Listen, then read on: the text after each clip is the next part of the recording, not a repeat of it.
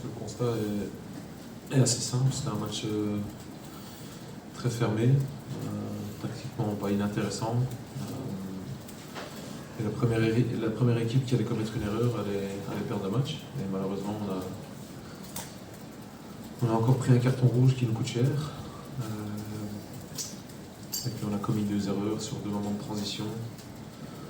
Et on perd le match 2-0. Donc le constat est là. C'était un match avant le carton qui était fermé, qui était difficile, ça fait une bataille dans tous les secteurs. C'est difficile d'amener du danger devant le but adverse parce qu'il y a un bloc qui est assez bas, qui est bien compact, qui est bien organisé. Et au final, c'est 2 transitions suite à 3 erreurs de notre part qui ont fait la différence. Ça, c'est votre avis. Je pense que, comme j'ai dit, c'est compliqué d'apporter du danger devant le but quand il y a un bloc qui est aussi bien organisé. Donc il faut surtout souligner la qualité de Strasbourg là-dessus, mais le problème de l'efficacité, il n'est pas nouveau. Je pense que ça fait depuis le début de la saison qu'on en parle. C'est difficile de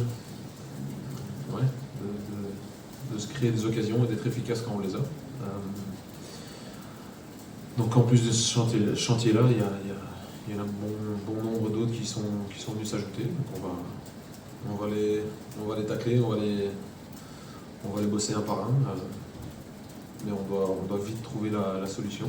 Mais comme vous le savez, il n'y a pas beaucoup de temps dans le foot. Donc, ouais. Aujourd'hui, en chantier de carton rouge, justement, vous êtes là, l'équipe comme un peu le plus, maintenant avec ce départ avec des employés. 6 rouges cette saison. Je ne sais pas si tu te souviens, c'était un souci que tu avais au début de ta carrière à Recras, en 2023, il y avait plein de cartons rouges de suite aussi. Comment on reste pas de suite, mais comment on résout ça, prendre des rouges comme ça, même s'ils sont tous différents, je suppose.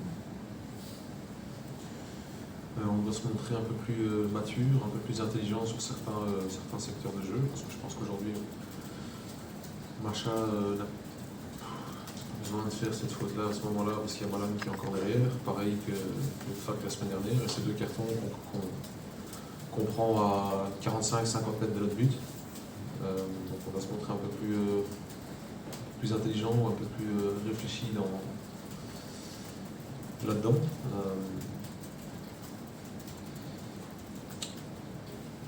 On va continuer. Je pense qu'il faut arrêter de parler du classement et des places européennes et de tout ça. Il faut juste se concentrer sur le prochain match. Et si on parvient à prendre des points sur le prochain match, ben on va essayer de prendre des points sur le suivant. Et au final, on verra bien où on termine. Mais il est devenu important et pas urgent, mais on doit prendre des points avec, comme vous dites, tous les chantiers qu'il y a. Ça ne nous démotive pas, ça ne change rien à la donne qu'on connaissait déjà. Et c'est à moi, c'est à nous de trouver l'équilibre qu'il faut, c'est à nous de trouver les leviers pour faire avancer l'équipe. Donc ouais. Les ambitions européennes ont souvent été rappelées, est-ce que pour vous, elles s'entendent vu le contexte, ou est-ce que c'est trop demandé pour l'instant? Alors, je pense qu'il faut être honnête, il faut être juste dans ce qu'on dit et dans ce qu'on fait. Le mercato ici a été vu comme un mercato presque estival, sauf que pendant le mercato estival, tu as 7-8 semaines où tu prépares une saison et tu as du temps à mettre des choses en place. Là, on est en plein milieu d'une saison, il y a 4-5 titulaires qui sont partis, donc j'observe juste les faits. Il faut être réaliste avec ce qu'on veut faire, et la réalité, c'est qu'on veut essayer de gagner le prochain match. Si on parvient à enchaîner une série de matchs où on prend des résultats et des points, alors on pourra regarder où on est à la fin, mais je pense qu'il ne faut pas se donner d'illusions ou être irréaliste. Il faut fixer des objectifs qui sont clairs et qui sont proches là maintenant, et pas regarder trop loin dans le futur. Oui, dans un match fermé comme celui-ci, pourquoi ne pas avoir fait rentrer Godin Koyalki? Parce que Godin a besoin d'espace, Godin a besoin d'étendre ses jambes et d'être dans la surface au bon moment, sauf qu'on n'a pas réussi à trouver le ballon qui allait dans la surface et il n'y avait pas beaucoup d'espace pour lui. La question qu'on peut se poser sur tous, vous avez demandé pourquoi Gualifo n'a pas commencé. Parce qu'il y a des choix à faire. On l'a vu sur le deuxième but qu'il encaisse, qu'il y a encore du travail à ce niveau-là. Pareil pour Djouma qui est rentré. On a du travail partout. On peut me poser la question sur Wes aussi. Est-ce qu'il aurait pu rentrer plus tôt? Oui.